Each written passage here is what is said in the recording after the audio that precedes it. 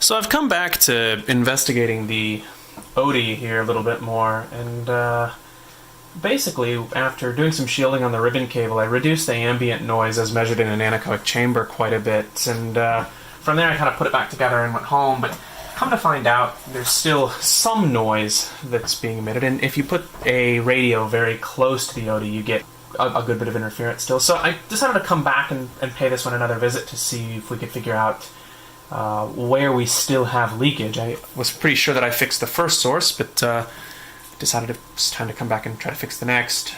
So what I've got here set up is a near-field probe. I've got a very small near-field probe here that should allow us to get pretty accurate. I started out with the large near-field probes, but this noise is so large that it just doesn't really matter.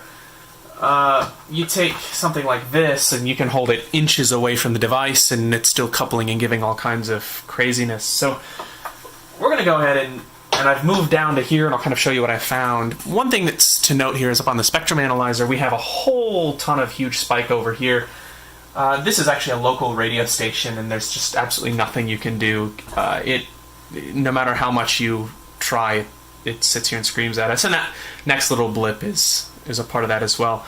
So what we're really looking at is through the rest of this spectrum, and you'll see in a minute that it's pretty huge interference. The kind of process that I've taken here, I guess for configuration purposes, we're sitting here on a center frequency of right at 150 megahertz, which is about where we've been trying to use 2-meter radio. And I've got a span here set up of 200 megahertz. We see kind of the whole region that we've been dealing with problems. The first thing I do is kind of move around the device itself and see where I've got issues. And you can see here from even the outside with this probe, you've got issues here. It's pretty small signal. I've got the internal 20 dB preamp set up on this spectrum analyzer. If you didn't have a preamp enabled on the analyzer you're using, perhaps something like an external wideband amplifier would be a good idea to use. With this one, I can get away with just the internal amplifier on this spectrum analyzer because it's quite good. If we change to this larger probe, you can see from the outside of the case we're getting all kinds of craziness along this edge of the device, and the rest of the device you get some, but not quite as much, especially over in this corner, which I'll kind of show you that here in a minute. But this is where we've got quite a bit of noises along this edge. As I open it up here, the place that I'm always kind of first suspect is anywhere that we've got wires. Wires like to couple in and essentially act like antennas. And so anywhere that I see wires exposed, I immediately start to go kind of sniffing around. We can see that there's some noise on some of these wires, especially down low here, but it's not huge.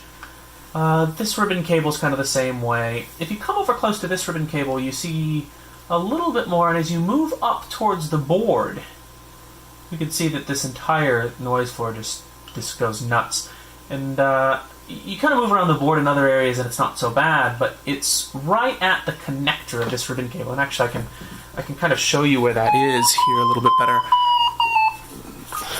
Right where this ribbon cable meets the board,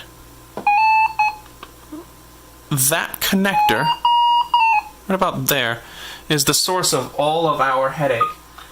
And you can see here where, let me get the device in here to the camera, you can see where I've done all the shielding from my first attempt at quieting this down, which was on that ribbon cable, which was kind of the noise source that I picked up that was just huge. It was the screamer source.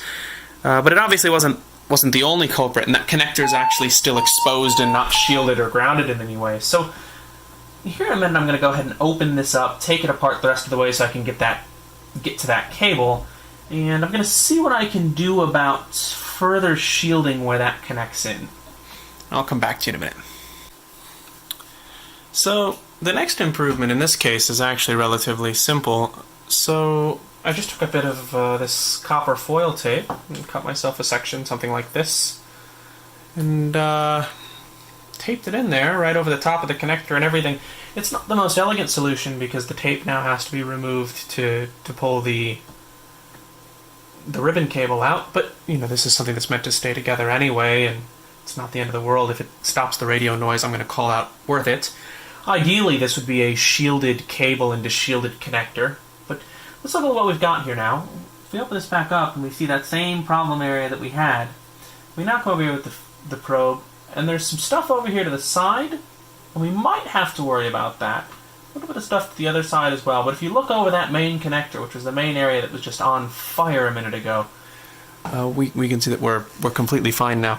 To get you a little bit closer, maybe get some more light in there, we're talking right in this area where that connector is. And like I said, if you come close to the edge of that, you get some noise at the edges, but we've blocked quite a bit. If we come here underneath as well, we can see that it's really not bad. It's a little bit right there, but this is going to close down on that other metal shield too.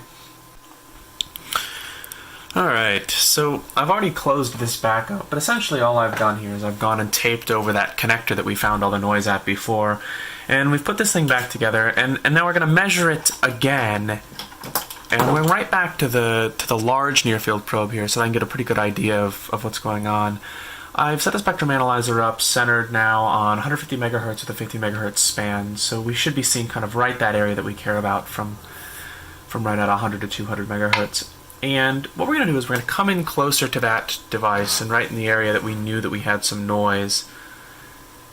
And we knew this corner was kind of bad, but it's not the worst. And what we're going to do is kind of move around until we find the worst case scenario here. And we'll find that it's right around here in the front part of this device. So it looks like our worst case scenario is right here. Now, the way that we're going to go about this is we have to remember what the problem was originally, right? We can chase noise forever and not really achieve anything. We can make it lower and lower and lower, but at some point you no longer care to an extent. We always want to minimize it as much as we can, but there's a point that you have to say, okay, well, that's good enough. And keep in mind, for the purposes of this is a device that's already out there. It's on the public market. We're not doing an EMC pre-compliance. We're not trying to pass emissions. And from all perspectives, you have to look at this is not an emissions test. We're using near-field probes and amplifiers, and this isn't, you could have this output in decibel microvolts, and that's not going to correlate at all to what they're going to measure in an emissions side. But it gives us a relative. And so what I'm going to do here is turn on the peak table and see where we have our problems.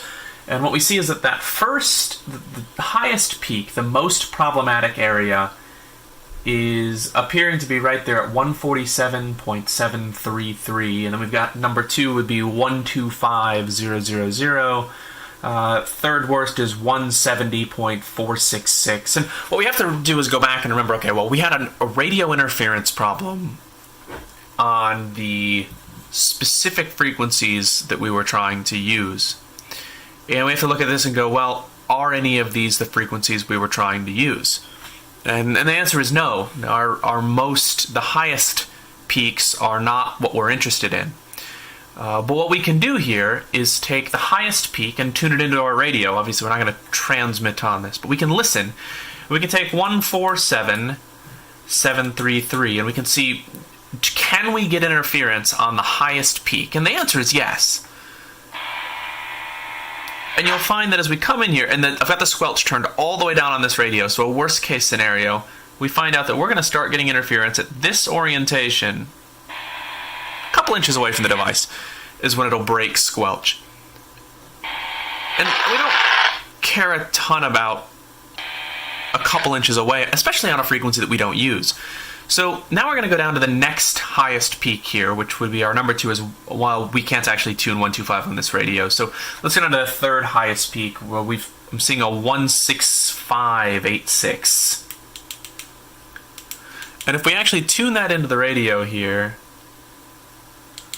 we'll notice that on this frequency, our number 3 peak, we can't get it to pick up any interference whatsoever.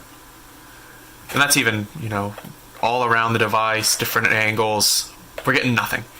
And That was our third highest peak, and none of our peaks are actually any of the frequencies that we care about in the area that we plan to operate these radios near this device. So for the purposes of this repair, we're completely done.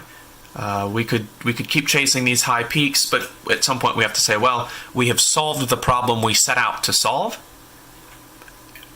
and we wrap it up and put it away. So that was a fun little adventure of eliminating radio noise that was being emitted from this device. And for those of you who may have been watching this video and don't recognize this device, this is actually a Vario that's used on paragliders. And the Vario itself is kind of your entire avionics suite for paraglider pilots. What's unfortunate is that this thing was made in Europe, where they use obviously different radio frequencies, and it's probably just never come up as being a big issue. But here in the US, there's a series of business frequencies that are allocated to a group of paraglider pilots, and unfortunately, the noise that this thing was generating happened to correlate exactly with the area of the business frequency, or the US BizBand 2 meter that we'd been given.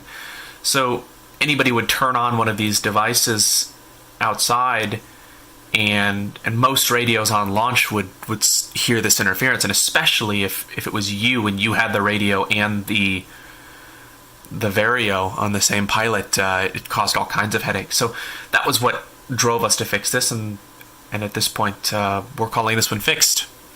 Thank you.